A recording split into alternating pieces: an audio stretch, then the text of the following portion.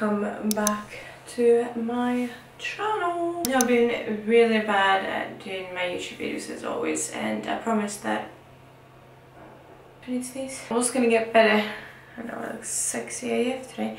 I was gonna get better as soon as I got pregnant, but other things got in the way, like being pregnant. I'm now in second trimester and I feel loads better. I'm in week 16 now. I go into week 17 on Sunday.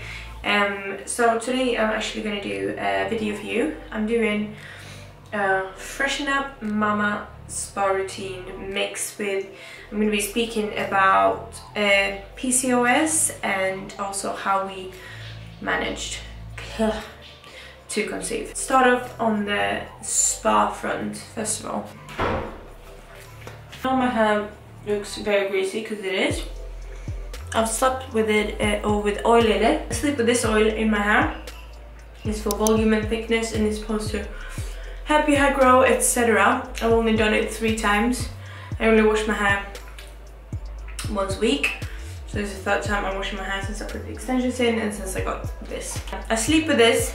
You can just put it in for 15 minutes, but I prefer to just put it in on the night and go to sleep with it and then shower out. And you see like the oil is obviously clearly still there. I've also put self-tan on during the night, so scrub my old self-tan off and I put new self-tan on.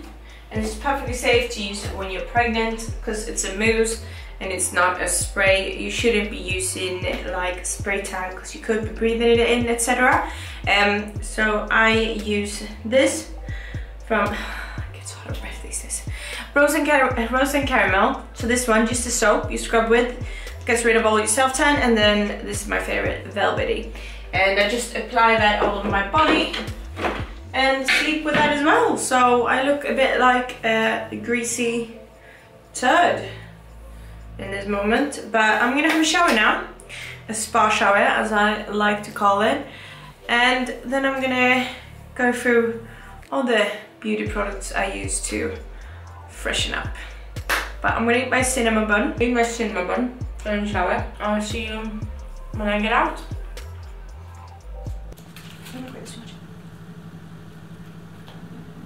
I'm gonna do my hair now. To do my hair, I use this. So I style my hair once a week. So I use a straightener. This is from GHD, and I basically just do curls all in my hair, and then it lasts for a full week. You don't need to do it good at all, really. A little piece like this. Take the straightener like this, flip it over, and pull.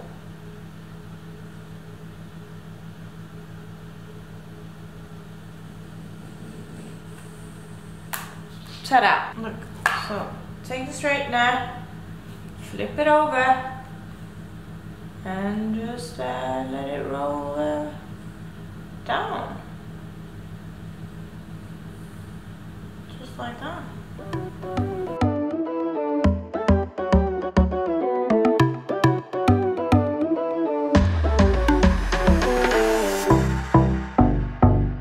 So I am gonna brush this out, but I'm gonna leave it to cool. While I leave it to cool, I'm gonna put some shine spray on. So just go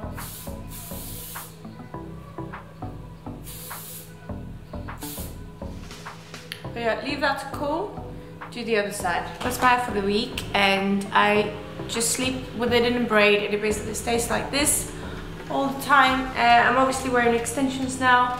Can't do this when I have my natural hair because the curls doesn't last as long, but in extensions they do last.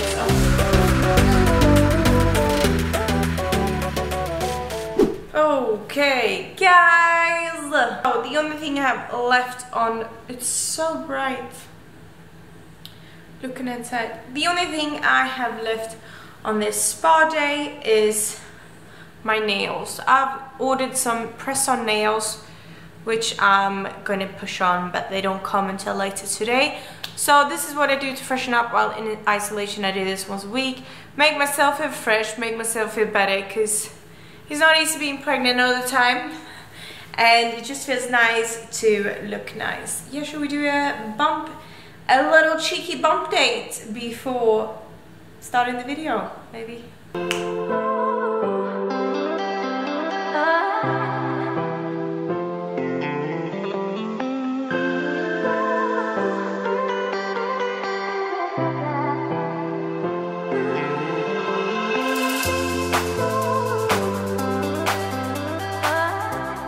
Let's get back into this video.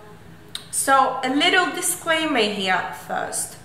So I've been told I suffer from PCOS, polycystic ovary syndrome. I posted this on my Instagram, and it seems to be very different depending on the doctor, which country, and all kinds of craziness, that how you get diagnosed and what you need to do to be qualified to have this diagnosed. So what I've been told by my doctor, if you have 2 factors out of 3, that means you have PCOS. If you only have polycystic ovaries, you just have PCO. So I'm just speaking out of my experience and what I've been through, what my doctors told me, and that's basically about it. I'm sitting a little bit laid back. I don't know how the angle is.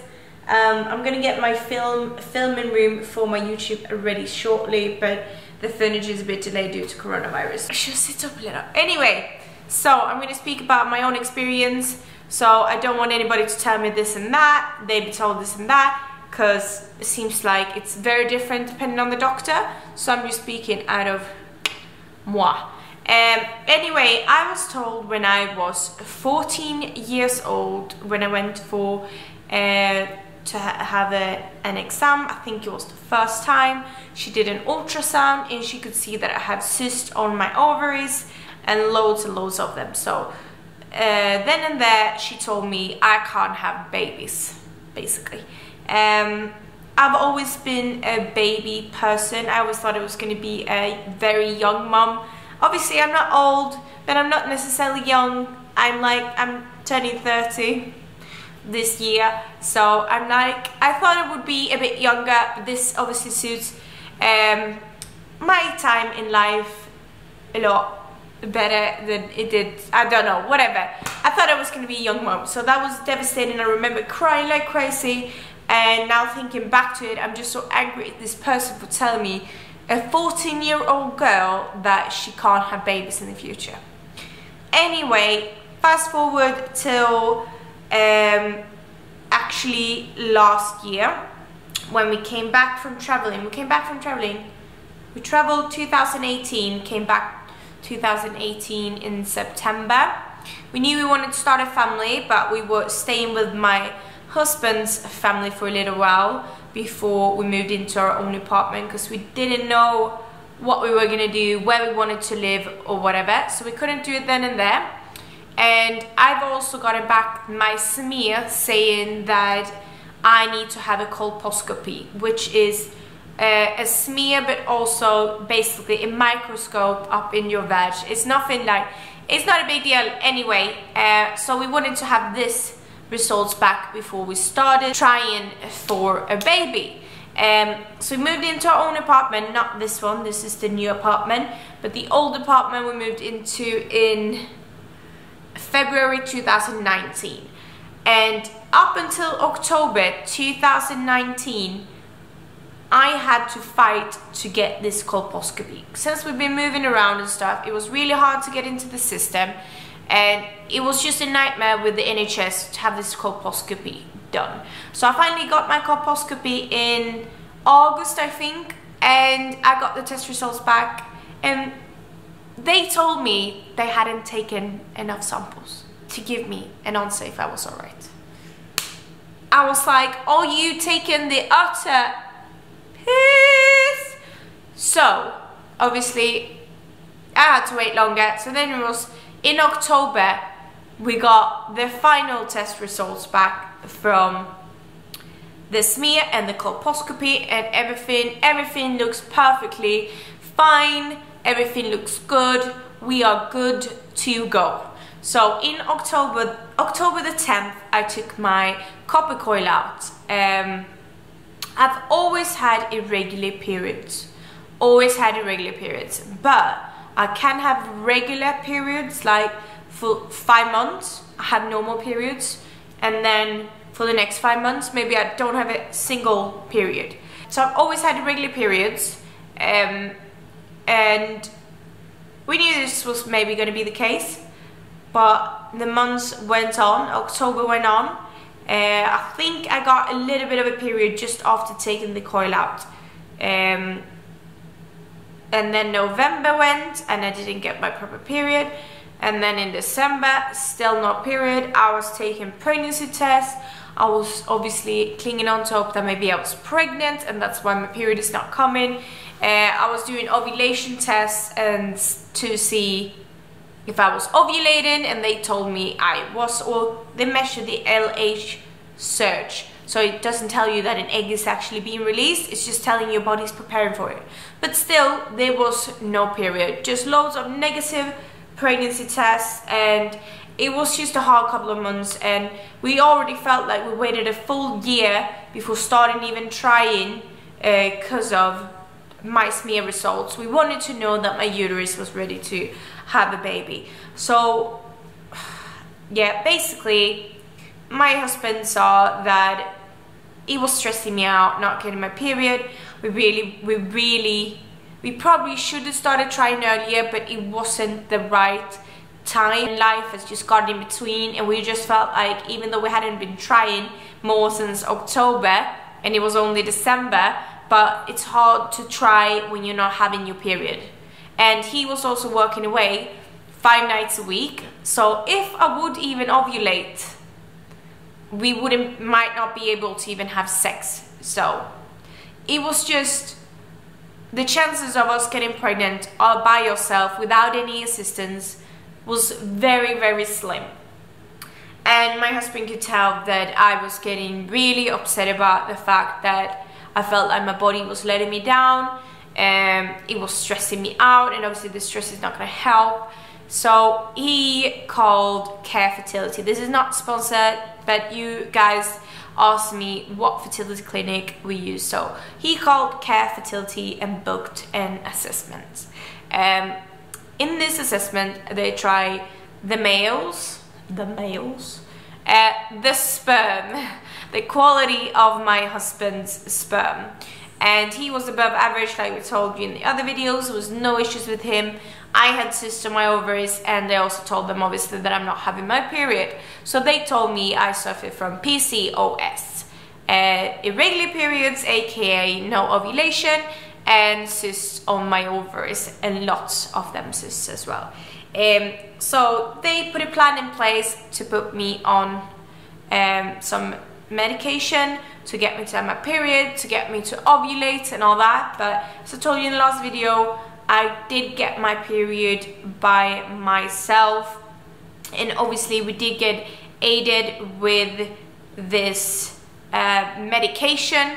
So we knew there was an egg on the way, and it was time to get down to business and all that. And then, so obviously we were trying only October, and we got pregnant in February. The other things we did, I have no idea if this helped in any way, but I obviously read loads of things how to like get my period started and stuff, and I started this maca powder, maca tablets, I think they're called maca.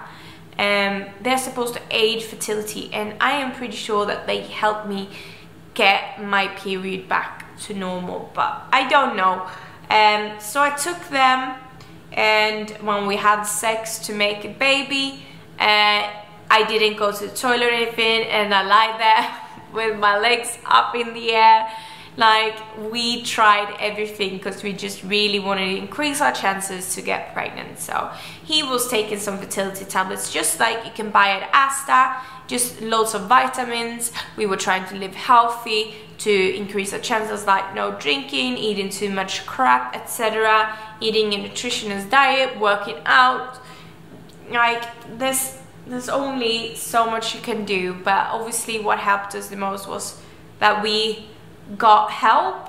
What we did to conceive basically was get help, find out what the issue is, and obviously we monitored my cycle So I could see the egg is here, let's go for it. And they told us you should be having sex now. We had sex every single day, I think for a few days, just to make sure that there was swimmers in there.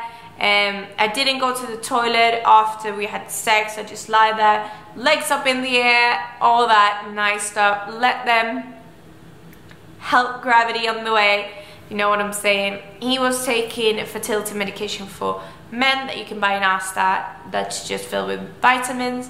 I was taking fertility tablets from the fertility clinic, but also plus from like Asta with vitamins, etc. And I was taking this maca powder tablets. I'll be linking all information down below. So yeah, that's what we did to get pregnant, and clearly it worked, and here we are in week 16, almost 17. Somebody asked, what did you do to treat your PCOS?